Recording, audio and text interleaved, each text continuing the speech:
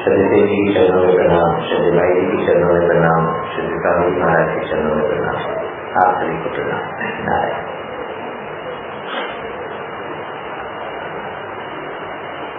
संत महिमा। संत भाव की प्राप्ति भगवत कृपा से होती है। संसार में संतों का स्थान सबसे ऊंचा है। देवता और मनुष्य, राजा और प्रजा, सभी सच्चे संतों को अपने से बढ़कर मानते हैं। भगवान भी यहाँ तक कहते हैं, मैं तो हूँ भक्तों का दास। संत का ही जीवन सार्थक होता है। अतः सभी लोगों को संत भाव की प्राप्ति के लिए भगवान के शरण होना चाहिए। यहाँ पे एक प्रश्न होता है कि संत भाव की प्राप्ति प्रयत्न से होती है या भगवत कृपा से, अथवा दोनों से। यदि यह कहा जाए कि यह केवल प्रयत्न साध्य है, तो सब लोग प्रयत्न करके संत क्यों नहीं बन जाते। यदि कहे कि भगवत कृपा से होती है, तो भगवत कृपा तो सदा सब पर अपरिमित है ही, फिर सबको संत भाव की प्राप्ति क्यों नहीं हो जाती। दोनों से कही जाए तो फिर भगवत कृपा का महत्व ही क्या रह गया, क्योंकि दूसरे प्रयत्नों के सहारे बिना केवल उससे तो भगवत प्राप्ति हुई नहीं। तो इसका उत्तर यह है कि भगवत प्राप्ति यानी संत भाव की प्राप्ति भगवत कृपा से ही होती है। वास्तव में भगवत प्राप्त पुरुष को ही संत कहा जाता है। संत पदार्थ केवल परमात्मा है, और परमात्मा के यथार्थ तत्व को जो जानता है और उसे उपलब्ध कर चुका है, वही संत है। हाँ, गौणी दृष्टि से उन्हें भी संत कह सकते हैं जो भगवत प्राप्ति के पात्र हैं, क्योंकि वे भगवत प्राप्ति रूप लक्ष्य के समीप पहुंच गए हैं और शीघ्र उन्हें भगवत प्राप्ति की संभावना है। इस पर यह शंका होती है कि जब परमात्मा की कृपा सभी पर है, जैसे ऊपर कहा कि भगवत प्राप्ति या संत भाव की प्राप्ति भगवत कृपा से ही होती है, तो जब परमात्मा की कृपा सभी पर है, तब सभी को परमात्मा की प्राप्ति हो जानी चाहिए, संत भाव की प्राप्ति हो जानी चाहिए। परंतु ऐसा होता तो दिखता नहीं है। क्यों?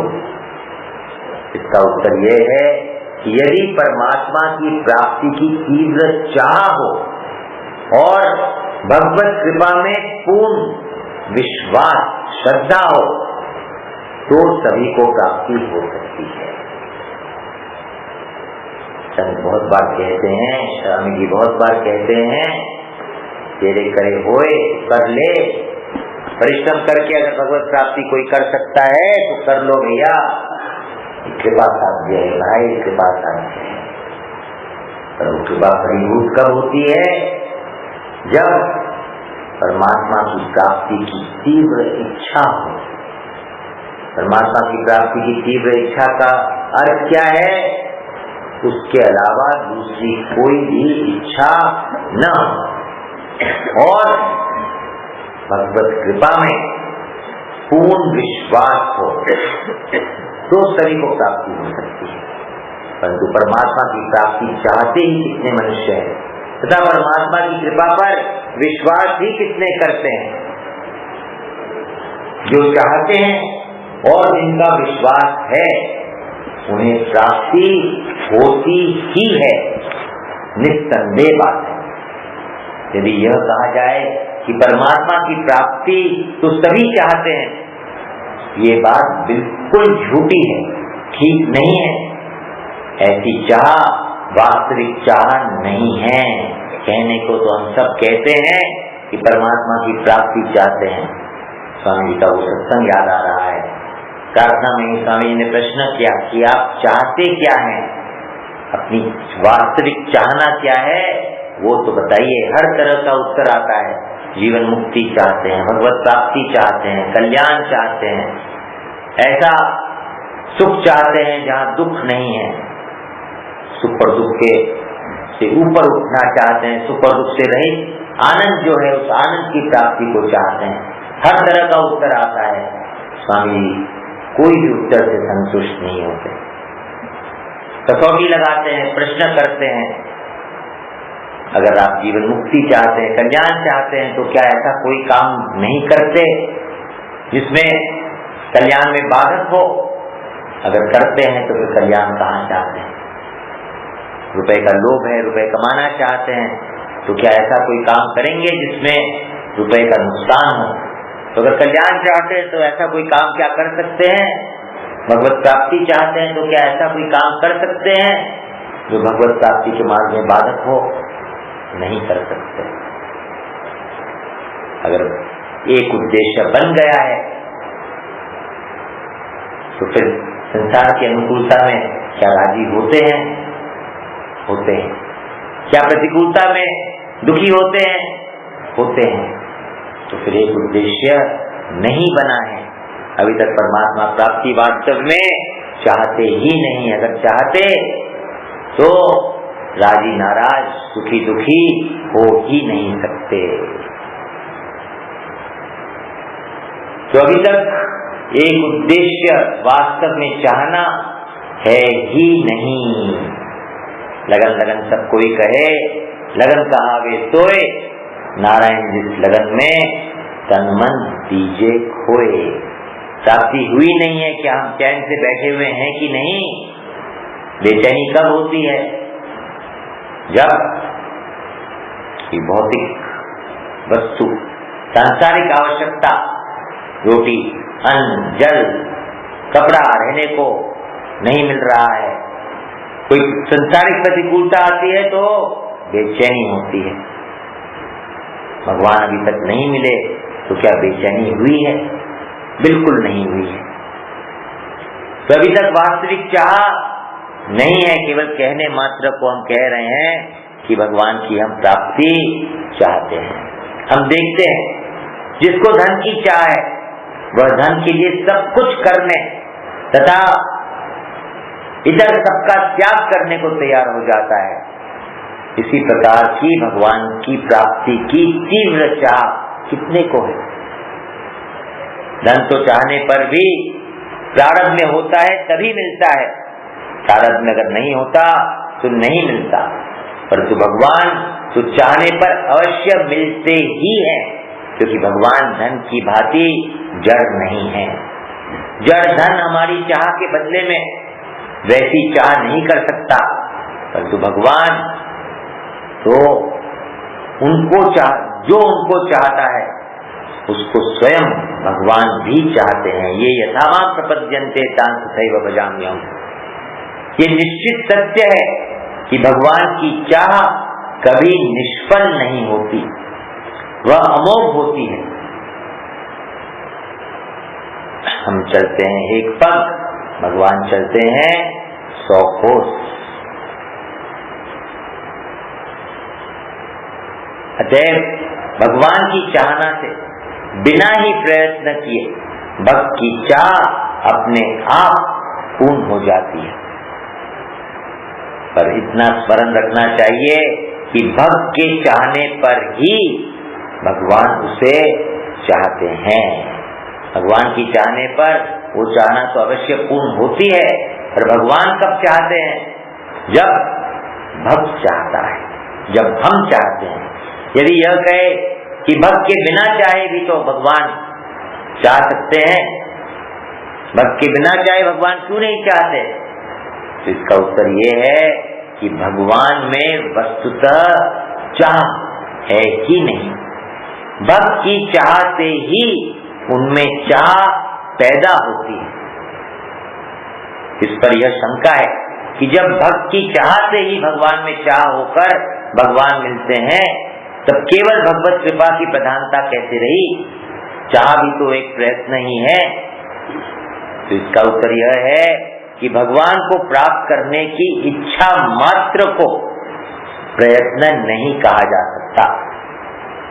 और यदि इसी को प्रयत्न माने तो इतना प्रयत्न तो अवश्य ही करना पड़ता है। स्वामी जी कहते हैं भगवान कोई चोर डाकू नहीं है कि आपके साथ जबरदस्ती करेंगे।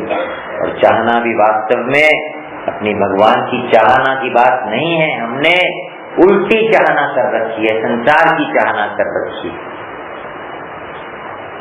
यदि इसी को प्रयत्न माने तो इतना प्रयत्न तो अवश्य ही करना पड़ेगा, परंतु ध्यान देकर देखने से मालूम होगा कि इच्छा करने मात्र से प्राप्त होने वाले एक श्री भगवान ही है और कोई भी केवल इच्छा से नहीं मिलते।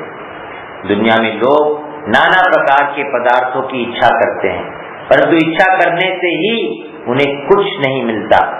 इच्छा हो, प्रारब्ध का संयोग हो और फिर प्रयत्न हो, तब भौतिक पदार्थ मिलता है। तीनों चीजों की आवश्यकता है, पहले इच्छा, फिर उसके अनुसार प्रयत्न और फिर प्रारब्ध। मुख्यतः प्रारब्ध की है, पर भगवान के लिए तो केवल इच्छा मात्र से ही काम हो जाता है। परंतु इच्छा चाहिए अनन्य। इच्छा करने पर जो प्रयत्न होता है वह प्रयत्न तो भगवान स्वयं करा लेते हैं। अगर हमारी इच्छा हो तो उस इच्छा की पूर्ति के लिए जो परिश्रम या जो प्रयत्न की आवश्यकता है वो प्रयत्न फिर भगवान स्वयं करा लेते हैं, जब हम वास्तव में भगवान को चाहते हैं। साधक तो केवल निमित्त मात्र बनता है। अर्जुन से भगवान ने कहा कि ये सब मेरे द्वारा मारे हुए हैं, तू तो केवल निमित्त मात्र बन जा। इसी प्रकार अपनी प्राप्ति रूप कार्य की सिद्धि में भी सब कुछ भगवान ही कर लेते हैं। इच्छा करने वाले भक्त को केवल निमित्त मात्र बनाते हैं। जो लोग भगवत प्राप्ति को केवल अपने पुरुषार्थ से सिद्ध होने वाली मानते हैं, उनको भगवान प्रत्यक्ष दर्शन नहीं देते। हाँ, उन्हें बड़ी कठिनाई से ज्ञान की प्राप्ति हो सकती है, परंतु उसमें भी गुरु की शरण हो, गुरु की शरण तो ग्रहण करनी पड़ती है। भगवान स्वयं कहते हैं तद्विद्धि प्रणिपातेन परिप्रश्नेन सेवया उपदेक्ष्यन्ति ते ज्ञानम यानि न तत्व दर्शिनी। कोई मार्गदर्शक जिसके हम अनुयायी बनते हैं, जिनके सिद्धांतों और नियमों का हम पालन करते हैं, जो खुद स्वयं भगवत प्राप्त हो, मार्गदर्शन कराने का करने का अधिकारी हो। श्रुति कहती है उठो, जागो और महान पुरुषों के समीप जाकर ज्ञान प्राप्त करो। जिस प्रकार छुरे की धार तीक्ष्ण और उत्तर होती है, तत्वज्ञानी लोग उस पद को भी वैसा ही दुर्लभ बतलाते हैं। भगवत प्राप्ति में केवल अपना पुरुषार्थ मानने का कारण है अहंकार रूपी दोष। हम अपने बल से, अपने ज्ञान से, अपनी समझ से, अपनी योग्यता से कुछ कर लेंगे। अहंकार विमूढ़ात्मा करता हमिति मन्यते। भक्त के इस अहंकार दोष को नष्ट करने के लिए भगवान से भीषण संकट में डालकर ये बात प्रत्यक्ष दिखला देते हैं कि कार्य सिद्धि में अपनी सामर्थ्य मानना मनुष्य की एक बड़ी गलती है। इस प्रकार अहंकार नाश के लिए जो विपत्ति में डालना है, यह भी भगवान की विशेष कृपा है। अहंकार नाश के लिए जो विपत्ति में भगवान हमें डालते हैं, ये भी भगवान की विशेष कृपा है। प्रारंभ में दो बातें तेज जी ने कही, एक तो अपना उद्देश्य नहीं है, अपनी चाह नहीं है, और दूसरी भगवान पर विश्वास नहीं है, भगवत कृपा पर विश्वास नहीं है। तो जो भगवान विपत्तियां भेजते हैं, प्रतिकूलताएं भेजते हैं, हमें बार बार प्रतिकूलताएं में डालते हैं, ये क्या है? ये भगवान की विशेष कृपा है, जिसको हम स्वीकारते नहीं, मानते नहीं। केनोपनिषद में एक कथा आती है। इंद्र, अग्नि, वायु और देवों ने विजय में अपने पुरुषार्थ को कारण समझा। दानवों के साथ युद्ध हुआ, देवता विजयी हुए, उन्होंने अपने पुरुषार्थ को कारण समझा, बहुत गर्व करने लगे, उन्हें गर्व हो गया। तब भगवान ने उन पर कृपा करके एक यक्ष के रूप में अपना परिचय दिया और उन सब का गर्व का नाश किया, जिनका रंग दिए। जब अग्नि वायु देवता परास्त हो गए और ये समझ गए कि हमारे अंदर वस्तुतः कुछ भी सामर्थ्य नहीं है, अग्नि एक छोटे तिनके को जला नहीं पाए, वायु देवता उस तिनके को उड़ा नहीं पाए, तो उन्हें ज्ञात हो गया कि वास्तव में अपने अंदर कोई भी सामर्थ्य नहीं है। तब भगवान ने विशेष दया करके उमा के द्वारा इंद्र को अपना यथार्थ परिचय दिया। सफलता में अपना पुरुषार्थ मानकर मनुष्य गर्व करता है, मैंने कर दिया, परंतु अनिवार्य विपत्ति में जब वह अपने पुरुषार्थ से निराश हो जाता है, तब निरुपाय होकर भगवान की शरण जाता है और आर्त होकर पुकार उठता है, हे नाथ, मुझे इस घोर संकट से बचाइए, मैं सर्वथा असमर्थ हूँ। मैं जो अपने बल से अपना उद्धार मानता था, यह मेरी भारी भूल थी। राग द्वेष काम क्रोध आदि शत्रुओं के दबाने से अब मुझे इस बात का पूरा पता लग गया है कि आपकी कृपा के बिना मेरे लिए इससे छुटकारा पाना कठिन ही नहीं बल्कि असंभवता है। जब अहंकार को छोड़कर इस तरह सरल भाव से और सच्चे हृदय से मनुष्य भगवान की शरण हो जाता है, हे नाथ मुझे बचाइए, तब भगवान उसे अपना लेते हैं, आश्वासन देते हैं, क्योंकि भगवान की एक घोषणा है, प्रतिज्ञा है कि जो एक बार भी मेरे शरण होकर कहता है कि मैं तुम्हारा हूँ, तुम मुझे अपना लो, मैं उसे सब भूतों से अभय कर देता हूँ, ये मेरा व्रत है। इस पर भी मनुष्य उनके शरण होकर अपना कल्याण नहीं करता, ये बड़े आश्चर्य की बात है। एक बार भगवान को जो कह देता है मैं तेरा हूँ, भगवान फिर कह देते हैं कि मैं तेरा हूँ। ये यथामाम प्रपद्यन्ते चक्रिदेव प्रपन्नाय तवास्मीति च याचते अभयं सर्वभूतेभ्यो ददाम्ये तद्वतं मम। दया सागर भगवान की जीवों पर इतनी अपार दया है कि जिसकी कोई सीमा ही नहीं है। वस्तुतः उन्हें दया सागर कहना भी उनकी स्तुति के व्याज से निंदा ही करना है। भगवान को दया सागर कहना उनकी स्तुति नहीं, निंदा ही करना है। कल परसों में कुछ चर्चा हुई थी, संतों की जो हम सोचते हैं उनकी हम स्तुति कर रहे हैं, वास्तव में निंदा ही करते हैं, क्योंकि उनकी जो स्थिति है संतों की का जो वास्तविक स्वरूप है उनको हम समझते ही नहीं। दया सागर करनी उनकी निंदा कैसे हो गई? क्योंकि सागर सीमा वाला है, परंतु भगवान की दया का की तो कोई सीमा ही नहीं है। अच्छे अच्छे पुरुष भी भगवान की दया की जितनी कल्पना करते हैं वह उससे भी अनंत गुना बढ़कर है, उसकी कोई कल्पना ही नहीं कर सकता। तो शब्दों के उसमें हम उनकी दया को कैसे बांध दें, उसका वर्णन ही नहीं हो सकता, उसकी कोई कल्पना ही नहीं की जा सकती। कोई ऐसा उदाहरण ही नहीं है जिसके द्वारा भगवान की दया का स्वरूप समझाया जा सके। माता का उदाहरण दें तो वह भी उपयुक्त नहीं है, कारण दुनिया में असंख्य जीव है और उन सबकी उत्पत्ति माताओं से ही होती है।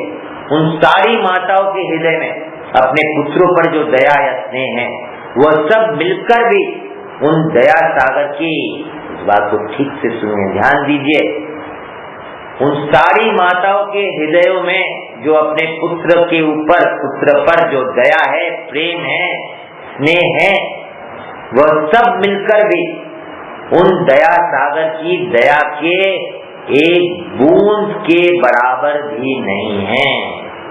एक सत्संग में स्वामी जी ने कहा कि बूंद के बराबर तो क्या, उस बूंद का छिलका, उसकी चमक, उसका झलक, वो भी उससे अधिक है। ऐसी हालत में हम उनकी दया का किससे तुलना करें। तो भी माता का उदाहरण इसलिए दिया जाता है क्योंकि संसार में जितने भी उदाहरण हैं उन सब में माता का उदाहरण में विशेषता है। माता अपने बच्चे के लिए जो कुछ भी करती है उसकी प्रत्येक क्रिया में बच्चे के प्रति दया भरी रहती है। इस बात का बच्चे को भी कुछ कुछ अनुभव रहता है। जब बच्चा शरारत करता है तो उसके दोष निवारणार्थ माँ उसे धमकाती है, मारती है, उसको अकेला छोड़कर कुछ दूर हट जाती है। ऐसी अवस्था में भी बच्चा माता के ही पास जाना चाहता है। दूसरे लोग उससे पूछते हैं तुम्हें किसने मारा, वह रोता हुआ कहता है माँ ने मारा। इस पर वे कहते हैं तो आइंदा उसके पास मत जाना, परंतु वो उनकी बात पर ध्यान न देकर रोता है और माता के पास ही जाना चाहता है। उसे भय दिखलाया जाता है कि माँ तो तुझे फिर वह मारेगी, पर इस बात का उस पर कोई असर नहीं होता। वह किसी भी बात की परवाह न करके अपने सरल भाव से माता के ही पास जाना चाहता है। रोता है परंतु वो आंसू पोंछती है, रोता है परंतु चाहता तो है माता को ही। जब माता उसे हृदय से लगाकर उसके आंसू पोंछती है, आश्वासन देती है, तभी जाकर वो शांत होता है। इस प्रकार माता की दया पर विश्वास करने वाले बच्चे की भांति जो भगवान के दया के तत्व को जान लेता है कि चाहे भगवान हमारे जीवन में जितनी भी प्रतिकूलताएं क्यों न भेजे, हम पर वो कृपा ही कर रहे हैं। और जो भगवान की मार पर भी भगवान को ही पुकारता है, भगवान उसे अपने हृदय से लगा लेते हैं। फिर जो भगवान की कृपा को विशेष रूप से जान लेता है उसकी तो बात ही क्या है। लड़का नीचे के तल्ले से ऊपर के तल्ले पर जब चढ़ना चाहता है तो माता उसे सीढ़ियों के पास ले जाकर चढ़ने के लिए उत्साहित करती है। कहती है बेटा चढ़ो, गिरोगे नहीं, मैं तुम्हारे साथ हूं ना, लो मैं हाथ पकड़ती हूँ। जो साहस और आश्वासन देकर उसे एक एक सीढ़ी चढ़ाती है, पूरा ख्याल रखती है कहीं बच्चा गिर न जाए। जरा सा भी दिखता है तो तुरंत हाथ का सहारा देकर उसे थाम लेती है, चढ़ा देती है। बच्चा जब चढ़ने में कठिनाई का अनुभव करता है तब माँ की ओर ताक कर मानो इशारे से माँ की मदद चाहता है। माँ उसी क्षण उसे अवलंबन देकर चढ़ा देती है और पुनः उत्साह दिलाती है। बच्चा कहीं फिसल जाता है तो माँ तुरंत उसे गोद में उठा लेती है, गिरने नहीं देती। इसी प्रकार जो पुरुष बच्चे की भांति भगवान पर भरोसा करता है, भगवान पर ही निर्भर रहता है, भगवान उसकी उन्नति और रक्षा की व्यवस्था स्वयं करते हैं। उसे तो केवल निमित्त बनाते हैं। योग क्षेमम वहाम्यहम्। सांसारिक माता तो कदाचित असावधानी और अपनी सामर्थ्य के अभाव से या भ्रम से गिरते हुए बच्चे को न भी बचा सके, परंतु भगवान सर्वशक्तिमान है, सर्वांतर्यामी है, परम दयालु है, सर्वज्ञ है, उनसे भूल नहीं हो सकती। वो अपने आश्रितों को कभी भी गिरने देते ही नहीं। नमे भक्त नश्यति, भक्त कभी भी पतन हो सकता ही नहीं। बच्चा कभी अभिमानवश ये सोच लेता है कि मैं अपने ही पुरुषार्थ से चढ़ता हूँ, तब माता कुछ दूर हट जाती है और कहती है चल अब चढ़, परंतु सहारा न पाने से वह चढ़ नहीं सकता, वापस गिरने लगता है, रोता है, तब माता दौड़ कर उसे बचा लेती है। इसी प्रकार अपने प्रयत्न का अभिमान करने वाला गिर सकता है, परंतु यह ध्यान रहे भगवान की कृपा का तात्पर्य ये कदापि नहीं है कि मनुष्य सब कुछ छोड़कर हाथ पर हाथ धरकर बैठ जाए। भगवान सहारा देते हैं, चढ़ाते हैं। पहले कहा गया भगवान की शरण होने पर भगवान सब कुछ करते हैं। हम तो केवल चाहना करनी है, हमारा तो काम केवल इतना है कि भगवान की चाहना करनी है, उसके बाद भगवान हमें निमित्त बनाकर सब कुछ कर देते हैं।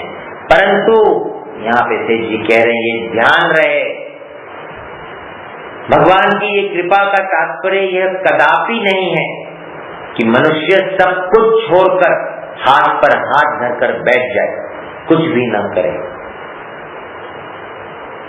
ऐसा मानना तो प्रभु की कृपा का दुरुपयोग करना है, कमकसपना है, नीचपना है। सेठ जी कहते हैं हरामीपना है।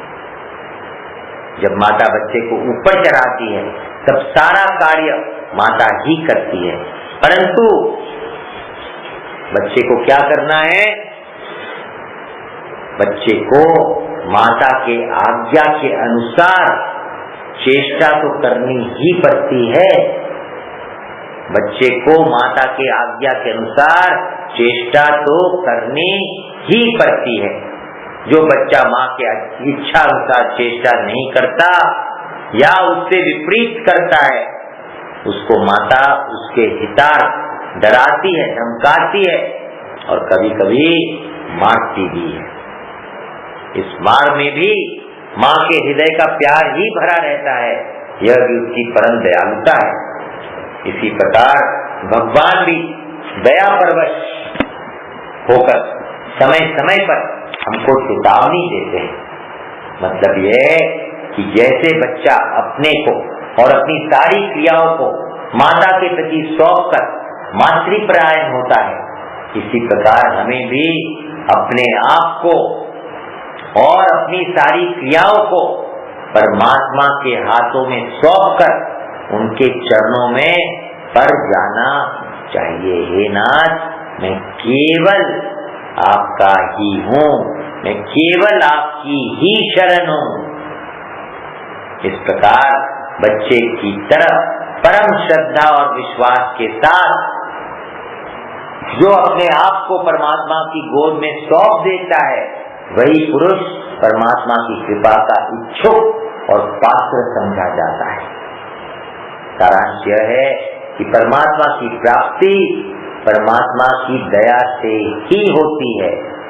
दया ही एकमात्र कारण है, परंतु यह दया मनुष्य को अकर्मण्य नहीं बना देती। इस दया के तत्व को समझकर, कृपा को समझकर भगवान के शरण होकर क्या करना पड़ता है?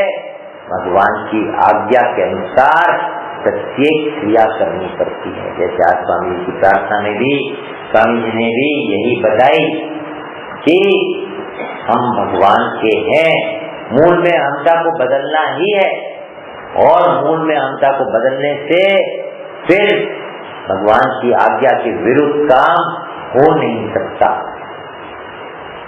अगर होता है तो हम सच्चे हृदय से स्वीकार नहीं किए हैं, माने नहीं है। परमात्मा की दया से ही ऐसा परम पुरुषार्थ बनता है। उनकी आज्ञा के पालन में भी उनकी दया है, उनकी कृपा है। उनकी आज्ञा का पालन करने का सामर्थ्य भी भगवान ही देते हैं। जिसका अपना कोई भी पुरुषार्थ नहीं है, वह तो वास्तव में भगवान के हाथ की कठपुतली है, निमित्त मात्र होता है। भगवत प्राप्ति, भगवत कृपा की प्राप्ति, इसमें भगवत कृपा ही मुख्य कारण है। संतों की कुछ विशेषता बताई जाती है। उपर्युक्त दया सागर भगवान की दया के तत्व और रहस्य को यथार्थ जानने वाला पुरुष भी दया का ही समुद्र और सब भूतों का सूरज बन जाता है। भगवान ने कहा है, सुहृदम सर्वभूतानां ज्ञात्वा माम शांति मृच्छति। भगवान के स्वरूप, भगवान के दया के तत्व को जानने मात्र से जो जानता है वो भी सबका सुहृद बन जाता है, सबको अभय कर देता है, भगवत स्वरूप बन जाता है, सच्चा संत बन जाता है। इस कथन का रहस्य यही है कि दयामय भगवान को सब भूतों का सुहृद समझने वाला 3 विशेषण स्वामी जी बताते हैं। भगवान सर्वज्ञ है, वो सब कुछ जानते हैं, सर्वशक्तिमान है, वो कुछ भी कर सकते हैं, और परम सुहृद है, वो केवल और केवल अपने पर दया, कृपा और अपने हित के लिए ही सब कुछ करते हैं। जो केवल सर्वज्ञ है, पहले तो कोई सर्वज्ञ हो नहीं सकता, सब कुछ जान नहीं सकता। अगर सब कुछ जानता है तो सब कुछ कर नहीं सकता, सर्वशक्तिमान नहीं है, हमारी शक्ति सीमित है।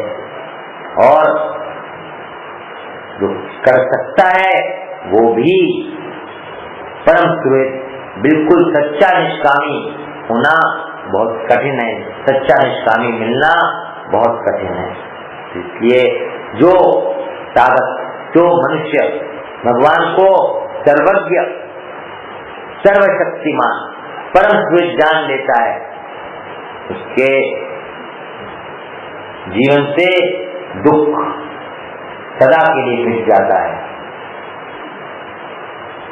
ज्ञात्वा माम शांति मृच्छति, परम शांति की प्राप्ति होती है। इस कथन का रहस्य यही है कि दयामय भगवान को सब भूतों का सुहृद समझने वाला पुरुष उस दया सागर के शरण होकर निर्भय हो जाता है तथा परम शांति और परम आनंद को प्राप्त होकर स्वयं दयामय बन जाता है। इसीलिए भगवान ठीक ही कहते हैं कि मुझको सबका सुहृद समझने वाला शांति को प्राप्त हो जाता है। ऐसे भगवत प्राप्त पुरुष ही वास्तव में संत पद के योग्य है। ऐसे संतों को कोई कोई तो विनोद में भगवान से भी बढ़कर बता देते हैं। तुलसीदास जी ने स्वयं यही कहा, मोरे मन प्रभु अस्त्र स्वासा, राम से अधिक राम कर दासा, राम सिंधु घन सज्जन धीरा, चंदन तरुहरी संत समीरा। राम जी तो सागर है और संत कौन है? मेघ, बादल है। राम जी चंदन के वृक्ष है और संत कौन है? वायु है। भगवान समुद्र है तो संत मेघ है, भगवान चंदन है तो संत पवन है, समीर है। इस हेतु से मेरे मन में तो ये विश्वास हो गया है कि राम के दास राम जी से भी बढ़कर है। दोनों दृष्टांतों पर ध्यान दीजिए। समुद्र जल से परिपूर्ण है, परंतु वह जल हमारे किसी काम नहीं आता। यहाँ पे समुद्र आ जाएगी तो हाहाकार मच जाएगा, बाढ़ आ जाएगी, न तो कोई उसे पीता ही है और न उससे खेती ही होती है। परंतु बादल जब उसी समुद्र से जल को उठाकर यथा योग्य बरसाते हैं तो केवल मोर, पपीहा और किसान ही नहीं, सारे जगत में आनंद की लहर बह जाती है। इसी प्रकार परमात्मा सच्चिदानंद घन सब जगह विद्यमान है, परंतु जब तक परमात्मा के तत्व को जानने वाले भक्तजन उनके प्रभाव का सब जगह विस्तार नहीं करते, जब तक चंदन के गंध को वायु वहां से ले जाकर दूसरे तक पहुंचाती नहीं है, तब तक जगत के लोग परमात्मा को जान नहीं सकते। जब महात्मा संत पुरुष सर्व सद्गुण सागर परमात्मा से समता, शांति, प्रेम, ज्ञान और आनंद आदि गुण लेकर बादलों की भांति संसार में उन्हें बरसाते हैं, तब जिज्ञासु साधक रूप मोर, पपीहा, किसान ही नहीं किंतु सारे जगत के लोग उससे लाभ उठाते हैं। भाव यह है कि भक्त न होते तो भगवान की गुण गरिमा और महत्व, प्रभुत्व का विस्तार जगत में कौन करता।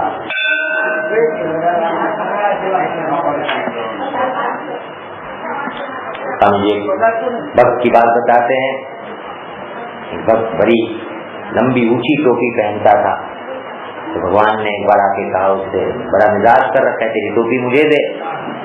उसने कह दिया नहीं देता, बड़ा मिजाज कर रखा है, मैं बोल दूंगा सबको ये ढोंगी है, कुछ भगवत प्राप्त कुछ नहीं है, भगवत नहीं है, कह दीजिए, मैं भी कह दूंगा भगवान भगवान कोई नहीं है।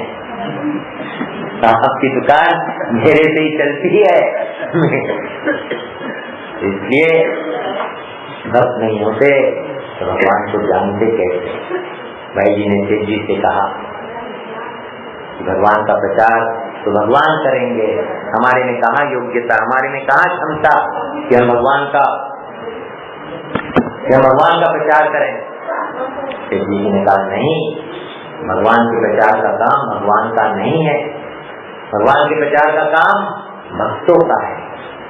इसलिए भक्त भगवान से पूछे हैं। भगवान भी कहते हैं, भगत मेरे मुकुटमणि मैं तो हूँ, संतन को दास, भक्तों को भक्तन को दास, भगत मेरे मुकुटमणि।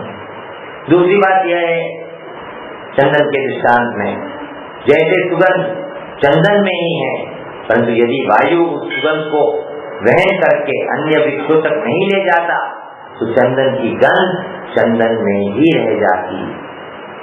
नीम आदि वृक्ष कदापि चंदन नहीं बनते।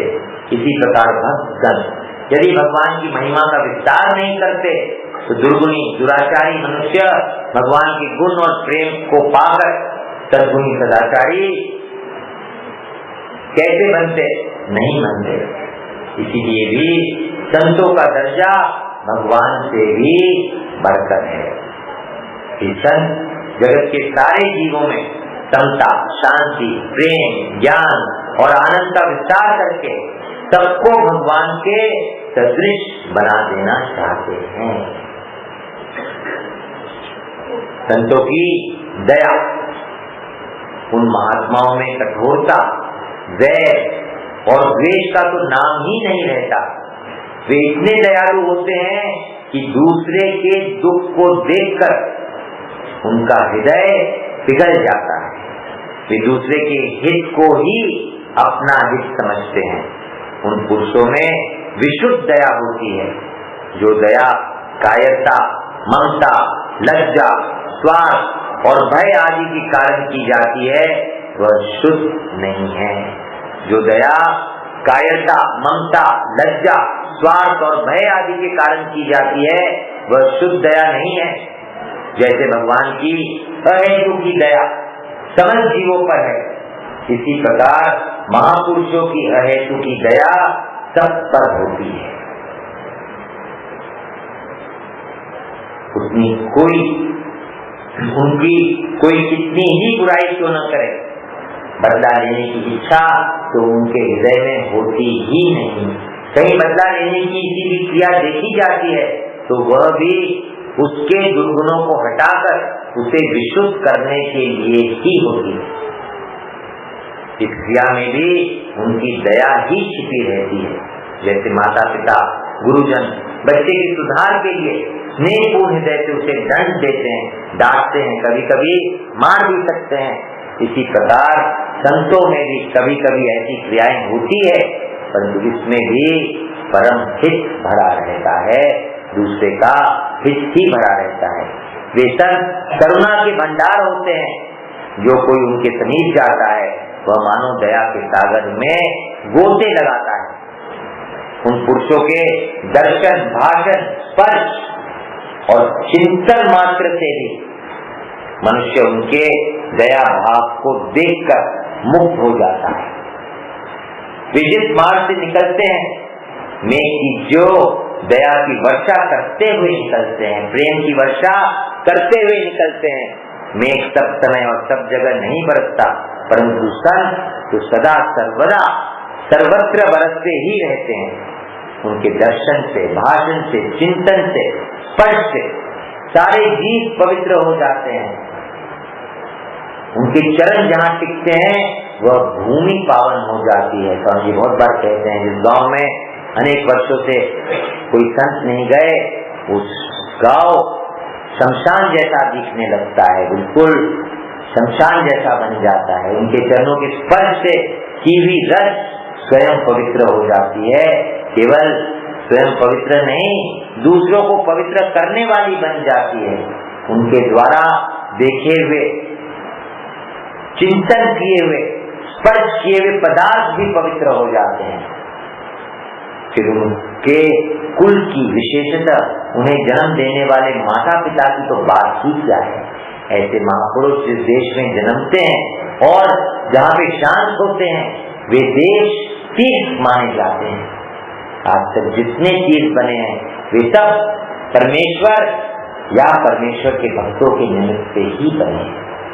इतना ही नहीं, सब लोगों को पवित्र करने वाले तीर्थ भी उनके चरण स्पर्श से पवित्र हो जाते हैं। संतों की ये महिमा वापस सुनते हैं, इस पर थोड़ा ध्यान दीजिए, बातों को केवल विचार कीजिए। हम कहाँ बैठे हैं, किस स्थान में बैठे हैं। ये जो बातें यहाँ कह रहे हैं सेठ जी, संतों के दर्शन से, भाषण से, स्पर्श से, चिंतन से मनुष्य उनके दया भाव को देखकर मुक्त हो जाता है। वे जिस मार्ग से निकलते हैं, मेघ की जो दया की वर्षा करते हुए निकलते हैं। मेघ सब समय और सब जगह नहीं बरसता, परंतु संत सदा सर्वदा सर्वत्र बरसते ही रहते हैं। अब उनके दर्शन, भाषण, चिंतन और स्पर्श से सारे जीव पवित्र हो जाते हैं। उनके चरण जहाँ जहाँ टिकते हैं, जहाँ जहाँ भी टिके हैं, वो भूमि पावन हो गई है। उनके चरणों से स्पर्श की हुई रज स्वयं पवित्र होकर दूसरों को पवित्र करने वाली हो गई है। उनके द्वारा देखे गए पदार्थ, चिंतन किए हुए पदार्थ, केवल देखे हुए पदार्थ नहीं, चिंतन किए हुए पदार्थ, स्पर्श किए हुए पदार्थ भी पवित्र हो गए हैं। यहाँ तक बात आती है, जो वायु उनके शरीर का स्पर्श करती है, वो वायु दूसरों को पवित्र करने वाला हो जाता है। अगर किसी के जलते हुए चिता को देख लेते हैं तो उसका कल्याण हो जाता है। कहाँ तक कहें हम संतों की महिमा को। धर्मराज युधिष्ठिर महात्मा विदुर से कहते हैं, हे स्वामी, आप सरीखे भगवत भक्त स्वयं तीर्थ रूप हैं। पापियों के द्वारा कलुषित हुए तीर्थों को आप लोग अपने हृदय में स्थित भगवान श्री गदाधर के प्रभाव से पुनः तीर्थत्व प्रदान करा देते हैं। पापियों के द्वारा कलुषित हुए तीर्थों को क्या करते हैं, अपने हृदय में स्थित भगवान के प्रभाव से उसमें उन्हें वापस तीर्थत्व प्रदान करा देते हैं। जिसका चित्त अपार संदिग्ध सुख सागर पर ब्रह्म में लीन है, उसके जन्म से कुल पवित्र होता है, उसकी जननी कृतार्थ होती है, पृथ्वी पुण्यवती होती है। यह सब उनके द्वारा स्वाभाविक ही होता है, उन्हें करना नहीं पड़ता। भगवान तो भजने वाले को भजते हैं, परंतु भगवान तो कहते हैं, ये यथा माम प्रपद्यन्ते, जो मेरा भजन करता है उसका मैं वैसे भजन करता हूँ। परंतु वे संत इतने दयालु हैं कि वे भजने वाले को, केवल भजने वाले का नहीं, यहाँ तक कि गाली देने और उनका अहित करने वाले का भी हित ही करने में तुले रहते हैं। सर्वभूत हिते रता। कुल्हाड़ा चंदन को काटता है, पर चंदन उसे स्वाभाविक ही अपनी सुगंध दे देता है। जो उसे काट रहा है, काटे परसु मलय सुनिभा, सुनु भाई निज गुण देई सुगंध बताई। प्रहलाद, अम्बरीश आदि के इतिहास इसमें प्रमाण है। अतः विनोद में भक्त को भगवान से भरकर बतलाना भी वास्तव में युक्ति युक्त ही है। संजन सुरसरी और सुरतरु से भी विशेष उपकारी है। गंगा जी और कल्पवृक्ष से भी विशेष उपकारी है। ऐसे गंगा और कल्पवृक्ष उनके शरण होने पर क्रमशः पवित्र करते हैं और शरण होने वाले के मनोरथ पूर्ण करते हैं। परंतु संत तो इच्छा करने वाले और न करने वाले सभी के घर स्वयं जाकर उनके इस लोक और परलोक के कल्याण की चेष्टा करते हैं। आप संत तक नहीं पहुंचते, संत आपके घर पहुंच जाते हैं। इसलिए कहते हैं गीता प्रेस की पुस्तकें घर घर पहुंचाइए। ये पुस्तकें नहीं पहुंच रही हैं, उन पुस्तकों के माध्यम से साक्षात संत उनके घर पहुंच रहे। जी ने कहा पुस्तकें पढ़ी पढ़ी कल्याण करेंगी। पुस्तकों में क्या क्षमता है किसी की कल्याण करने की? पुस्तकें करी पढ़ी पढ़ी कल्याण कैसे करेंगी? क्योंकि वो वास्तव में पुस्तक नहीं है, वो संत ही है। तो संत घर में प्रवेश कर गए हैं तो वो कल्याण करे बिना रहेंगे ही नहीं, छोड़ेंगे ही नहीं। इस पर यदि यह कहा जाए कि संत जब सबका हित चाहते हैं तो फिर सबका हित हो क्यों नहीं जाता? इसका उत्तर यही है कि सामान्य भाव से तो संत से जिन लोगों की भेंट हो जाती है उन सभी का हित होता ही है, परंतु विशेष लाभ के लिए आपकी खुद की श्रद्धा और प्रेम चाहिए। विशेष लाभ श्रद्धा और प्रेम होने पर ही होता है। आज हम चाहते ही नहीं है। जो सामग्री संत के पास है, जो खजाना संत के पास है, अगर हम उस खजाने को चाहते ही नहीं है तो संत बेचारे क्या कर सकते हैं?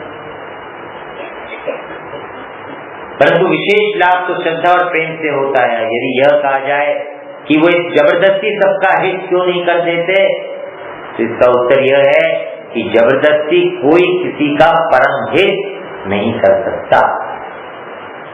पतंग दीपक में जलकर मरते हैं, दयालु पुरुष उन पर दया करके उन्हें बचाने के लिए उस दीपक या लालटेन को बुझाकर उनका परम हित करना चाहते हैं, परंतु वे पतंग जहाँ पे दूसरे दीपक जलते रहते हैं वहां जाकर जल मरते हैं। तो संतों ने तो अपने प्रयास में, अपने पुरुषार्थ में, अपने परिश्रम में कहीं पे भी कमी नहीं छोड़ी है। इतना खजाना छोड़ रखा है कि जीवन भर भी अगर उसमें गोते लगाते रहे तो उसका पार हम नहीं पा सकते। तो संतों की तरफ से तो कमी नहीं है, कमी है अपनी श्रद्धा, अपनी विश्वास, अपनी मूल में चाहना कि हम वास्तव में चाहते क्या हैं। इसी प्रकार जिन लोगों को कल्याण की स्वयं इच्छा ही नहीं होती, उनका कल्याण संत भी कैसे करें? संत छोड़िए, भगवान भी कैसे करें? भगवान की कृपा से भी भगवान कैसे करें? यदि यह कहा जाए कि श्रद्धा प्रेम करने वालों का तो विशेष कल्याण करते हैं और दूसरों का सामान्य भाव से करते हैं, तब तो भगवान पक्षपाती हो गए। भगवान में तो विषमता का दोष आ गया। क्या संतों में विषमता का दोष आ गया? इसका उत्तर यह है कि ऐसी बात नहीं है। श्रद्धा और प्रेम की कमी के कारण यदि लोग संतों की सब पर छाई हुई समान अपरिमित दया से लाभ नहीं उठा सकते तो इसमें उनका दोष नहीं है। सूर्य बिना किसी पक्षपात या संकोच के सभी को समान भाव से प्रकाश देता है, परंतु दर्पण में प्रतिबिंब पड़ता है और सूर्यकांत शीशा सूर्य के प्रकाश को पाकर दूसरी वस्तु को भी जला दे सकता है। इसमें सूर्य का क्या दोष है? क्या सूर्य ने पक्षपात किया? नहीं। इसी प्रकार जिनमें श्रद्धा प्रेम नहीं है वह तो काष्ठ की भांति कम लाभ उठाते हैं, और इसमें श्रद्धा और प्रेम है वो सूर्यकांत शीशा की भांति अधिक लाभ उठाते हैं। सूर्य सबको स्वाभाविक ही प्रकाश देता है, परंतु उल्लू के लिए वह अंधकार रूप होता है। चंद्रमा की सर्वत्र बिखरी हुई चांदनी को चोर बुरा समझता है, इसमें चंद्रमा का तो कोई दोष नहीं है, वह तो सबका उपकार ही करता है। इसी प्रकार महापुरुष तो सभी का उपकार ही करते हैं, किंतु अत्यंत दुष्ट और नीच प्रकृति वाले मनुष्य उल्लू की भांति अपनी बुद्धिहीनता के कारण उनसे द्वेष करते हैं और चोर की भांति उनकी निंदा करते हैं।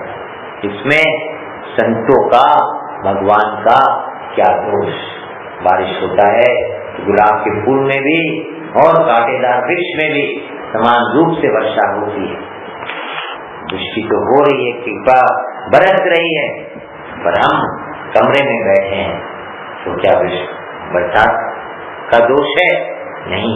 कमरे से निकलते हैं तो छाता लेकर निकलते हैं, तो क्या बरसात का दोष है? नहीं। यदि कहा जाए कि ऐसे दयालु पुरुषों से जब प्रत्यक्ष ही सबको परम लाभ है, तब सभी लोग उनका संग और सेवन करके लाभ क्यों नहीं उठाते? तो इसका उत्तर ये है कि वे लोग या तो जो लाभ संतों से उठा सकते हैं उस लाभ को चाहते नहीं हैं, या संतों पर श्रद्धा विश्वास नहीं है, या वो संतों के वास्तव में गुण, प्रभाव और तत्व को जानते नहीं हैं। तत्व जाने बिना कोई भी विशेष लाभ नहीं उठा सकता। एक कुत्ता था, उसने गुड़ की हांडी में मुंह डाल लिया, इतने में खड़खड़ाहट की आवाज हुई। कुत्ते ने भागना चाहा, इसी गड़बड़ में हांडी फूट गई। हांडी की गर्दनी कुत्ते के गले में रह गई।